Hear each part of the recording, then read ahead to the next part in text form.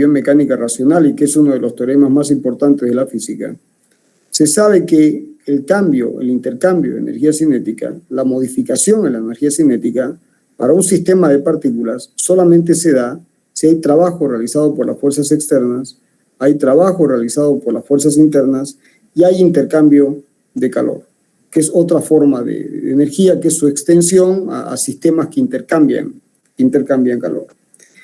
Bueno, también ya sabemos que la energía, que el trabajo realizado por las fuerzas internas admite una función potencial, o sea que este trabajo puede expresarse como menos el cambio en la energía potencial interna, Entonces uno puede escribir, pasando este término al otro lado, que delta de E sub C más E tiene que ser igual al trabajo realizado por las fuerzas externas más el intercambio de calor. Bien, ahora, en la mayoría de los casos se acostumbra a escribir esto como más menos. O sea, dependiendo de si el sistema recibe trabajo o entrega trabajo, y si recibe calor o entrega calor. Hay distintas convenciones, jóvenes, y eso es indiferente. La que nosotros usamos es que si el sistema recibe trabajo, es positivo, y si recibe calor, es positivo. Y si el sistema realiza trabajo, es negativo, y si entrega calor, es negativo. Para esta condición, la variación de la energía interna es igual al trabajo más el calor. Fíjense que si aumenta la energía interna por trabajo que se entrega y por calor que se entrega. En termodinámica probablemente hayan escrito esto así, que delta E es igual a W menos Q. Pero, ¿cómo funciona el sistema? Que si el trabajo es recibido, es negativo. Y si el calor es entregado, es positivo. Y de la misma forma, si el trabajo, es positivo, y si el trabajo es negativo, y si esto es positivo. Y eso tiene que ver con este menos. Entonces, fíjense, cuando el trabajo se recibe, en ambos casos, cuando el trabajo se recibe, esto es más. ¿Lo ven el más? Pero si el trabajo en este caso se entrega, aparece un menos. Con el trabajo no pasa nada. Con el calor sí, porque da lo mismo. Si el calor entregado, aquí hay un error.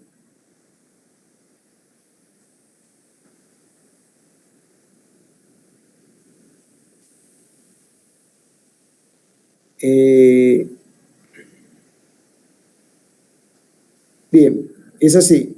Fíjense que cuando en este caso yo recibo calor, es más. En este caso, como está menos, como recibo calor, menos con menos, da más. O sea que es lo mismo. Solamente que en este caso la ganancia de energía interna es igual al trabajo, al intercambio de trabajo, menos el intercambio de calor, con esta convención de signos. O el intercambio de trabajo más el intercambio de calor con esta convención de signos. Todo depende de qué signo se adopte para la convección y cómo va este menos. ¿Se entendió? Porque probablemente en termodinámica hayan usado este sistema y nosotros usamos este. ¿Se entendió?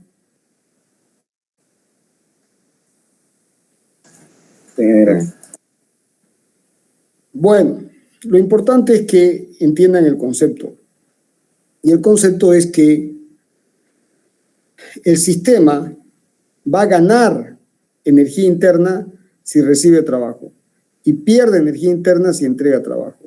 El sistema va a ganar calor si recibe calor o va a perder calor si entrega calor. Entonces, más o menos, ¿de acuerdo? Bien, entonces, ahora viene la pregunta, ¿cuáles son las fuerzas que realizan trabajo? Bueno, las fuerzas que realizan trabajo son las fuerzas de masa, el trabajo realizado por las fuerzas de masa, que como sabemos admite función potencial, o sea, esto es menos delta de G por Z. Es las fuerzas de masa en este caso, el trabajo realizado por el campo gravitatorio, admite una función potencial, la energía potencial gravitatoria. Entonces, ese trabajo puede expresarse como menos en la variación de la energía potencial. Y de la misma forma, el trabajo realizado por las fuerzas de superficie, o sea, por la presión, en este caso puede expresarse como menos el delta de P sobre ρ. Entonces, identificadas las fuerzas de masa y las fuerzas de presión, que son las que actúan en mecánica de fluidos, ¿qué nos queda? Queda que delta de E sub C más E tiene que ser igual a menos delta de GZ menos delta de P sobre ρ más menos el intercambio del calor.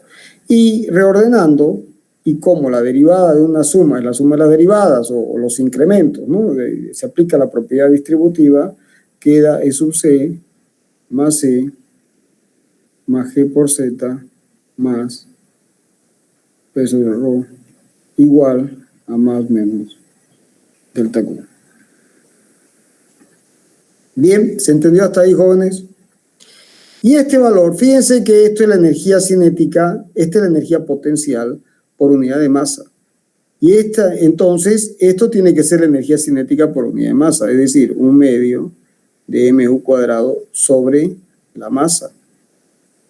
Porque esto de aquí es mgz por unidad de masa, o sea, g por z. Entonces, ¿este término cuánto vale? U cuadrado sobre 2, es decir, que se obtiene. Reordenando se obtiene g por z más e más p sobre ρ más u cuadrado sobre 2 es igual a más menos delta Q. Más menos delta Q.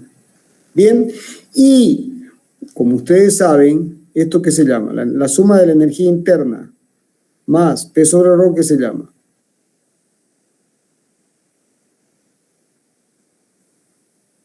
Energía por unidad de masa. La energía interna más P sobre ρ se llama entalpía, H. La entalpía, H. Y esa entalpía, como ustedes recuerdan de termodinámica, es el calor específico a presión constante por delta T.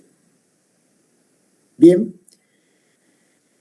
Bueno, este es el calor específico del cuerpo, o sea, es Joule por Kelvin, o es el total, o si es el molar, o sea, si uno está expresando el molar como Joule por Kelvin por mol, esta expresión en realidad pasa a ser H, o el cambio de entalpía como NCP delta T. O sea, si esto está expresado por mol, hay que multiplicar por el número de moles. Y si esto está expresado por del total, directamente ya el número de moles está incluido. ¿Se entendió hasta ahí?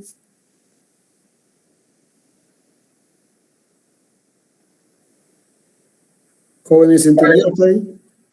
Sí, ingeniero, se entendió. Bueno, sigamos. Entonces, delta de G por Z más la entalpía más U cuadrado sobre 2 es igual a más menos delta Q. Y esta es la expresión general. Esta es la expresión general. Bien, que también podría ser general, extendida a una expresión de este tipo. Vamos a escribirla abajo. Podría ser como delta de G por Z más H más U cuadrado sobre 2, donde aquí están las fuerzas conservativas y aquí estará más o menos el trabajo realizado por las fuerzas no conservativas más o menos delta Q. O sea, donde también incorporamos la posibilidad de que aparezcan otras fuerzas distintas de la gravitatoria y distintas, no nos olvidemos que esto es E más P sobre ρ, de las fuerzas internas y de la presión. Entonces, esta expresión ya está tomando en cuenta el trabajo realizado por la fuerza gravitatoria, está tomando el trabajo realizado por las fuerzas internas a través del cambio de la energía interna y está tomando en cuenta el trabajo de las fuerzas de presión. Pero podrían haber otras fuerzas. Entonces, en el caso más general, esas otras fuerzas son estas. O el sistema podría realizar un trabajo, por eso viene el signo contrario. ¿Se entiende? Entonces, esta es la expresión general, que cuando no hay otras fuerzas que no sean la gravitatoria, la interna y la de presión, es esto. ¿De acuerdo? Bueno, y también podríamos escribir otra expresión más. ¿Qué otra hipótesis podríamos hacer? Que el sistema sea adiabático. ¿Estamos de acuerdo? Entonces, si el sistema es adiabático, ¿cuánto vale el delta Q? Entonces, el más menos delta Q, ¿cuánto vale? Vale 0. ¿Están de acuerdo? Entonces, para esta condición, ¿cómo se escribiría al principio? Como G por Z más H más U cuadrado sobre 2 es igual, o sea, y vamos a hacer la otra hipótesis. Y si W de las fuerzas no conservativas es igual a 0, o sea, si se cumplen estas dos, ¿esto cuánto va a valer? Va a valer 0. Es decir que con estas dos hipótesis, ¿qué es lo que más aparece en la práctica? G por Z más E más P sobre ρ. Esto ya sabemos que es H más U cuadrado sobre 2G. ¿Cómo es? Es una constante. ¿Se entendió?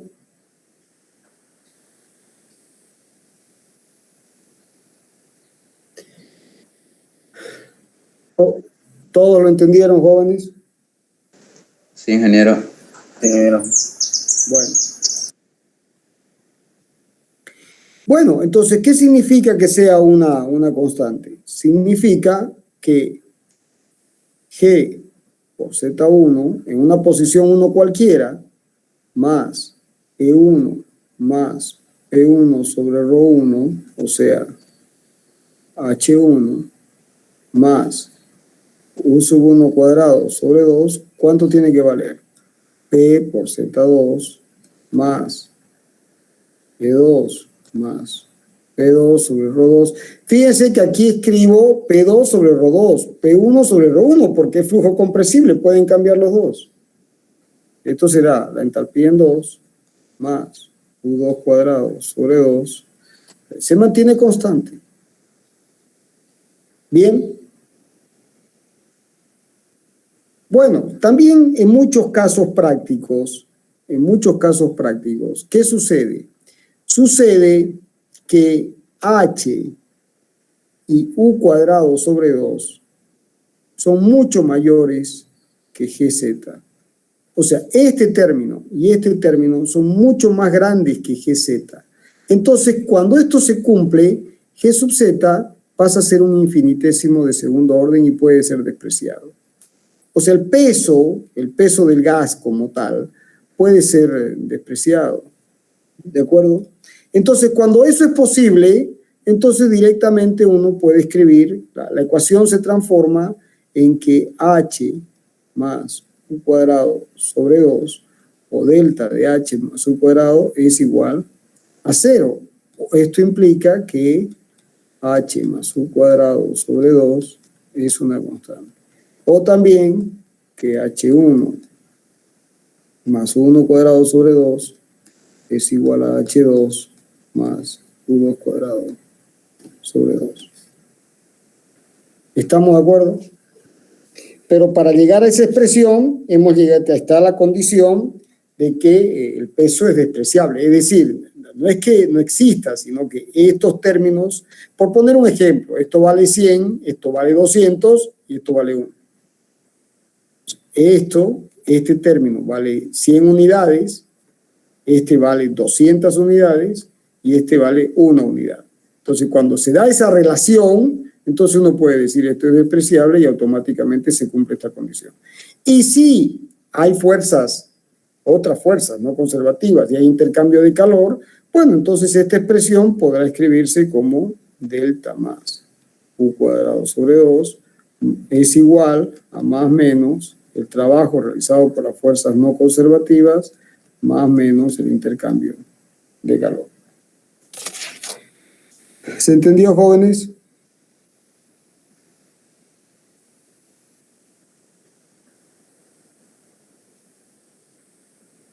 ¿Se entendió, amigo, o no se entendió? Sí, ingeniero. Se entendió. Bueno. Ahora, en el apunte tienen un pequeño repaso de las propiedades de la entalpía, que lo tienen como los que han hecho el curso de termodinámica recuerdan, ¿no? Es decir, la entalpía, que es igual a E más P sobre Rho, es igual al calor específico por el diferencial por T, no sé, la entalpía como tal. Ahora, los cambios de entalpía pueden expresarse como Cp por delta T. O en términos en forma diferencial de H puede expresarse como Cp por diferencial de T. Son equivalentes.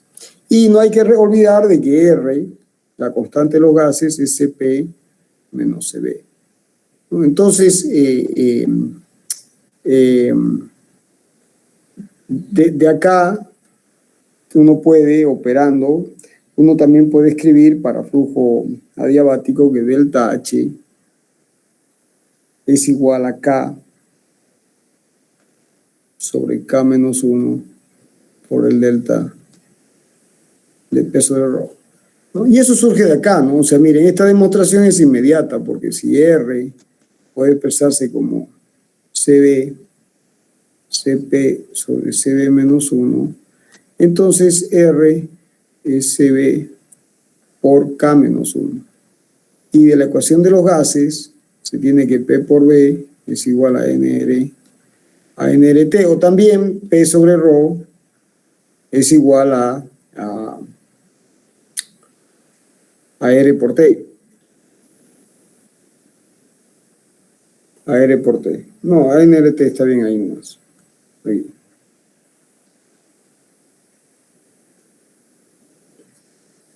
Y de aquí uno puede escribir que esto es N por Cp menos Cv por T. Entonces, P por B es igual a N por Cv por Cp sobre Cv menos 1. Y de aquí tenemos que P por B es igual a N Cv por K menos 1 por T.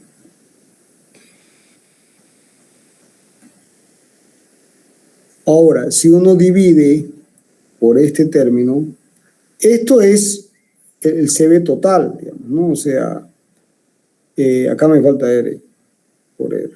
Entonces, si uno divide por este término, uno pasa dividiendo el número de moles aquí. Aquí tengo P sobre Rho con todo este término. Entonces me queda P sobre Rho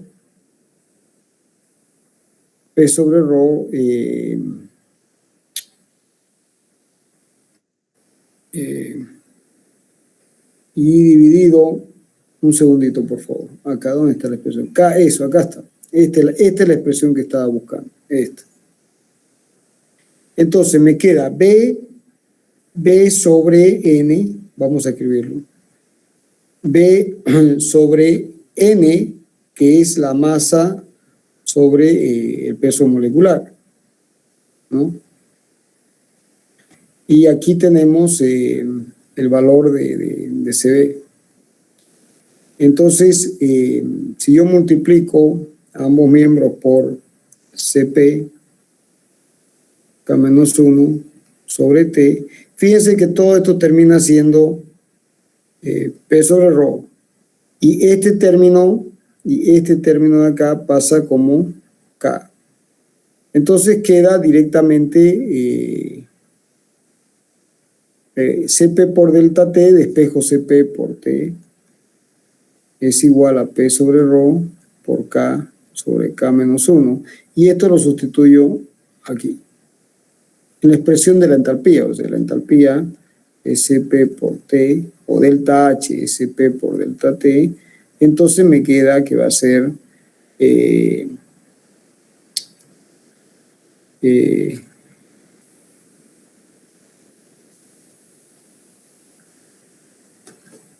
vamos atrás, ya van a disculpar. Aquí hay un error. Vamos por partes, ¿ya? A ver. P por B sobre NR es igual a T. Bien, y esto es M sobre el peso molecular. ¿De acuerdo? Entonces esto es P sobre ρ. Entonces me queda que P sobre ρ por 1 sobre R, porque esto es R, es igual a T.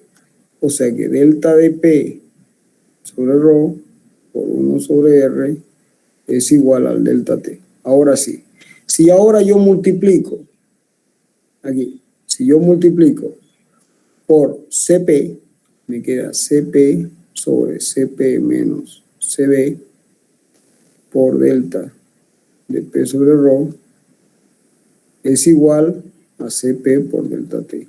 Y esto es el delta de H. ¿Listo? Entonces, fíjense que el delta de H es este término. Entonces me queda CP factor común y me queda, si divido por CB,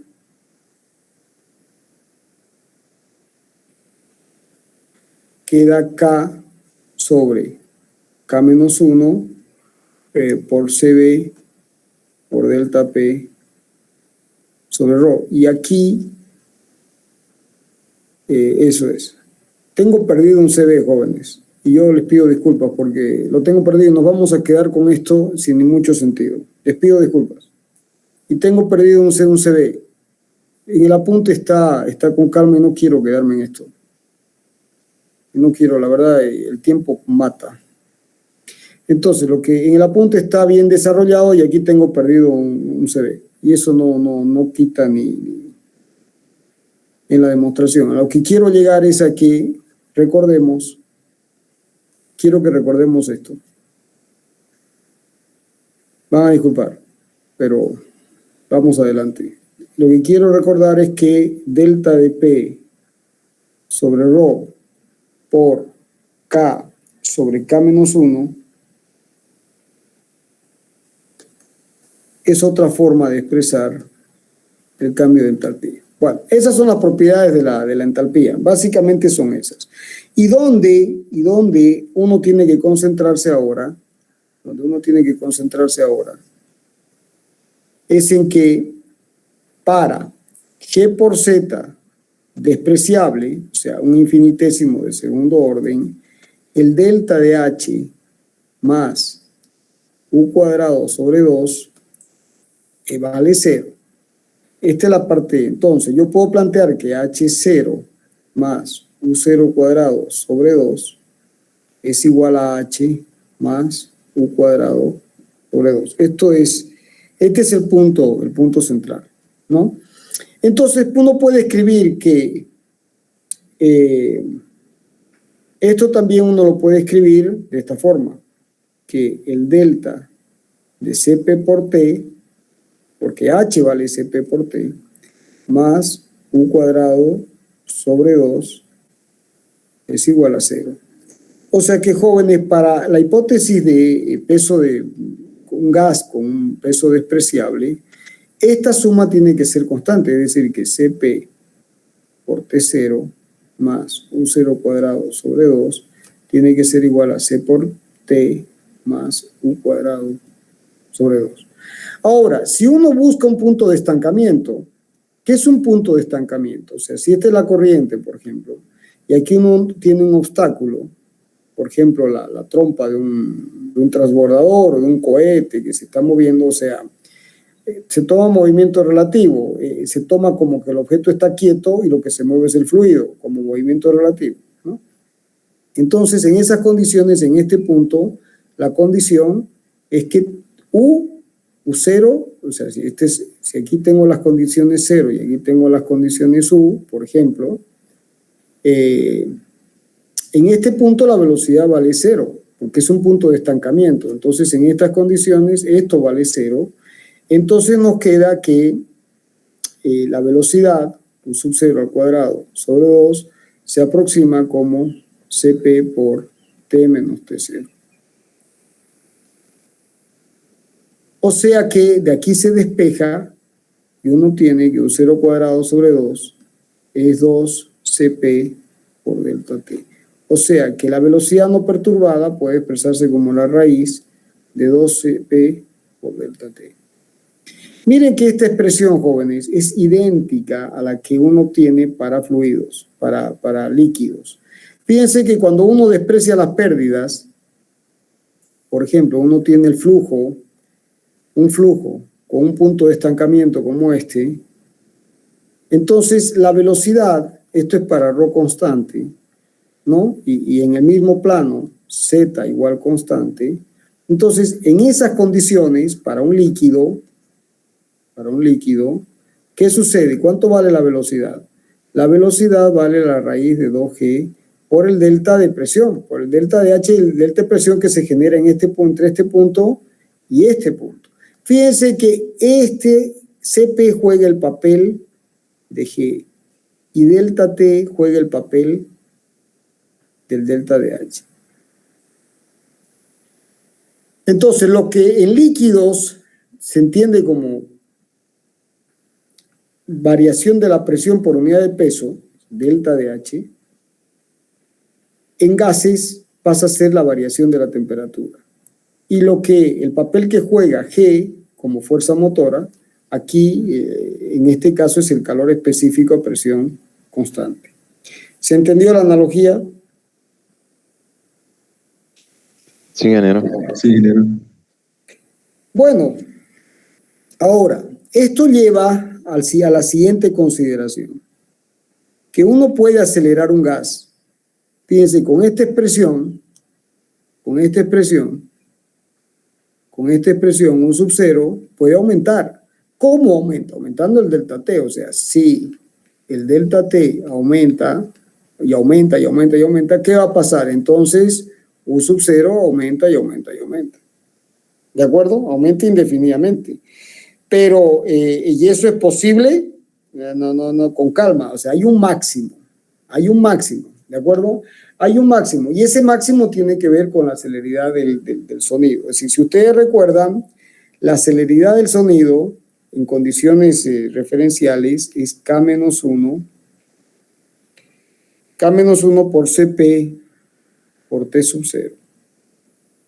Bueno, y la velocidad máxima al cuadrado es igual a 2CP por T menos T sub 0, es decir, partiendo de cero, porque es el cero, partiendo del cero, T menos del cero absoluto. Entonces es eso. Entonces, juntando estas dos expresiones, uno obtiene que la velocidad máxima al cuadrado puede ser 2 veces a 0 al cuadrado sobre K menos 1. Es decir, de aquí sacamos que como esta velocidad es conocida y esto es conocido, esto nos da 741 metros por segundo.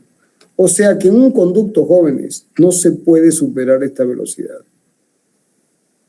No se puede superar esta velocidad. Ahora, esa velocidad es altísima. Si ustedes transforman esto a kilómetros por hora, va a dar una barbaridad.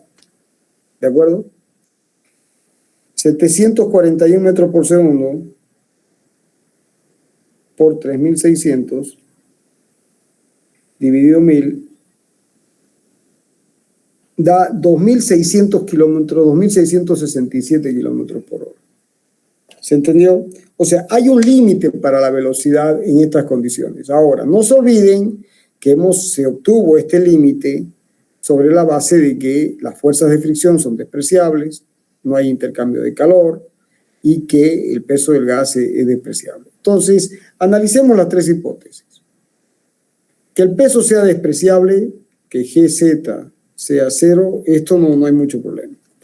Que la fricción sea el trabajo realizado por la fuerza de fricción, eso es mentira, porque la fricción va a hacer su trabajo. Por lo tanto, esta velocidad va a ser menor, porque parte de la energía cinética se va a ir en vencer el trabajo de la fuerza de fricción. Y que el intercambio de calor sea cero, también esto no es tan verdad, porque el trabajo realizado por la fuerza de fricción luego tiene que liberarse como calor. O sea que la única hipótesis no restrictiva, es que GZ es aproximadamente igual a cero. En la práctica, esta velocidad máxima debido a que esto no se cumple, va a ser, la velocidad máxima va a ser menor a 741 metros por segundo. ¿Se entendió? Sí, ingeniero. Bueno, jóvenes, hasta aquí. Con eso estamos. Seguimos el miércoles tenemos examen, ¿no es cierto? Sí. Ya. Bueno, nos vemos quiero asegurarme de que la fecha está bien.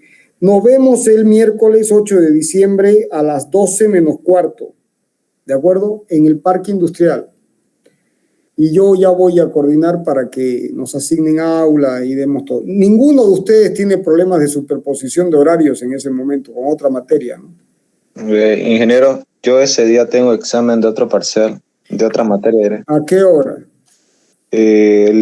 Bueno, el examen es virtual y el ingeniero de ensayo lo toma personal, o sea, cada estudiante le da una Sí, cierta está bien, hora. el personal. ¿A qué hora, joven? No mandó todavía el cronograma, dijo que iba a mandar a... Ya pues, pero no creo que sea a las 12. ¿A qué hora da clases él? Empieza a las 9. Ya, a las 9. ¿Y vos qué apellidas? Chávez. Chávez. O sea, otra vez Chávez. O sea, fíjate, Chávez, que cuidado, que cuando uno empieza a ser repetitivo es porque algún problema hay. Entonces, habla con el docente y que te tome primero. Y a las 12 te espero. Listo, Inge. ¿Ya? ¿Estamos? Entonces, decirle, mire, ingeniero de resistencia.